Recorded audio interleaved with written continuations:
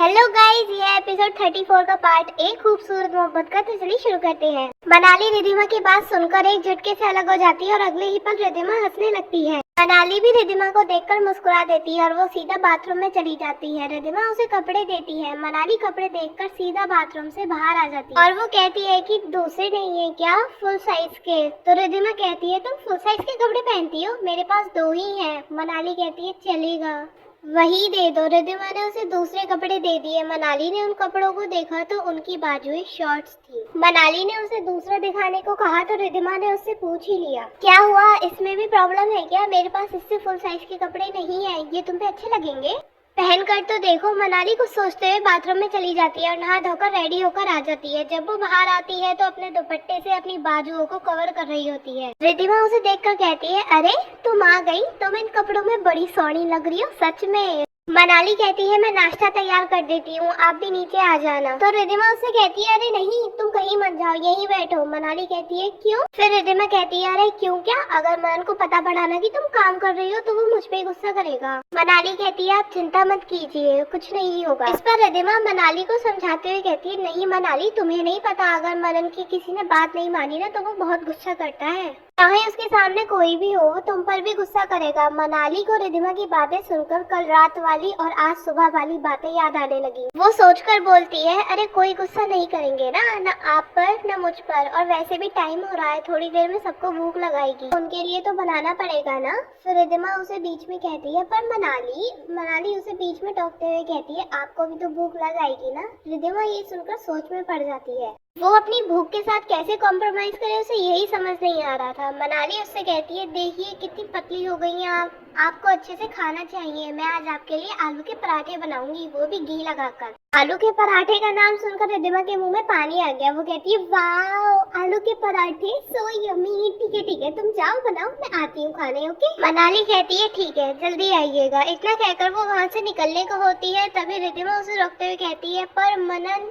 तो मनाली उससे कहती है आलू के पराठे या साहब? फिर रिधिमा कहती है नहीं, आलू के पराठे, मैं मनन की डांट भी खा लूंगी, वैसे भी मुझे बहुत भूख लगती है तो उसकी डांट भी मुझे जब हो ही जाएगी। रिधिमा इतना बोलकर दांत दिखाने लगी और मनाली भी वहाँ से हंसते हंसते किचन में आ गई। मनाली किचन में आके खाना तैयार करने लगी। अमर मनाली को किचन में देखता है तो वो भागते हुए मनाली की साइड आता है और उससे कहता है मनाली तुम यहाँ क्या कर रही हो? मनाली कहती है कि मैं यहाँ पे नाश्ता तैयार कर रही हूँ, सभी लोगों को थोड़ी देर में भूख लगाएगी ना इसीलिए। अमर उससे कहता है अरे मनन ने तुम्हें आराम करने को कहा था ना, नाश्ता तो हम बाहर से भी मंगवा लेंगे, तुम जाके आराम करो बस। मनाली उसे मना करते हुए कहती है नहीं साहब बस हो गया नाश्ता, मैं थोड़ी देर में भी चली जाऊंगी। अमर उससे कहता है कि मनाली तुम्हें आना ही नहीं चाहिए था, अगर मनन को पता पड़ गया ना कि तुमने नाश्ता तैयार किया है वो मेरी बैंड बजा देगा, वो खासकर मुझे तुम्हारा ध्यान रखने के लिए कहकर गया है और अभी आता ही होगा। मनाली कहती है कि आप इतनी चिंता क्यों कर रहे हैं, वो आएंगे तो मैं उनसे कह दूंगी कि मैं यहाँ अपनी मर्जी से ही आई हूँ और उन्होंने मुझे यहाँ जबरदस्ती रखा है, तो मुझसे ये कह रखा है कि मैं जो चाहे वो करूँ, तो वो कैसे डांटेंगे आपको? अमर कहता है कि पर मनाली मेरी बात सुनो। मनाली उसे बीच में टोकते हुए कहती है आप जाकर डाइनिंग टेबल पे बैठिए, अभी सब लोग आते होंगे, मैं देख लूंगी उनको। अमर अपनी बड़ी बड़ी आंखें करते हुए कहता है अच्छा तुम देख लोगी उसे और वो मुझे और तुम्हें देख लेगा। मनाली कहती है कि मुझे एक बात समझ नहीं आती, आप लोग इतना डरते क्यों हैं उनसे? अमर उसे घूरते हुए कहता है क्यों, तुम्हें उससे डर नहीं लगता? अरे उसका गुस्सा ही ऐसा है, वो सामने किसी को देखते ही नहीं है, सीधा बरस पड़ता है। मनाली ये सुनकर कुछ नहीं बोली। फिर अमर कहता है अच्छा ठीक है, तुम्हें जो करना है करो, मैं तो जा रहा हूँ, तुम्हें तो उसके गुस्से से भगवान ही बचाए। मनाली को ये सुनकर थोड़ा अजीब लगा, फिर वो अपना काम करने लगी। अमर सीधा निशा के कमरे में गया जिसका दरवाजा उसने कल रात को बंद कर दिया था। उसने गेट खोला तो उसने देखा कि निशा खिड़की के सहारे खड़े होकर सिगरेट पी रही है। अमर उसके पास आया और उसने निशा के मुंह से सिगरेट छीन ली। निशा ने ये देखा तो वो अमर पे गुस्सा हो गई और निशा ने अमर को थप्पड़ मारना चाहा, लेकिन अमर ने उसका हाथ पकड़ लिया। निशा अपना हाथ छुड़ाते हुए कहती है तूने रात से मुझे यहाँ बंद कर रखा है और अब सुबह मेरा मुंह देखने आया, यू इडियट। अमर उसे शांत कराते हुए कहता है निशा इतना गुस्सा मत करो, मेरी बात सुनो। निशा उसकी बात न सुनते हुए उसे दूसरे हाथ से थप्पड़ मारना चाहती है, लेकिन अमर उसका दूसरा हाथ भी पकड़ लेता है और उसके दोनों हाथ दीवार से लगा देता है और वो कहता है कि कितना गुस्सा करती हो निशा, कैसे संभालोगी अपना गुस्सा? निशा उससे कहती है कि छोड़ मुझे कमीने, तेरी तो भैंस की टांग, पागल कहीं का।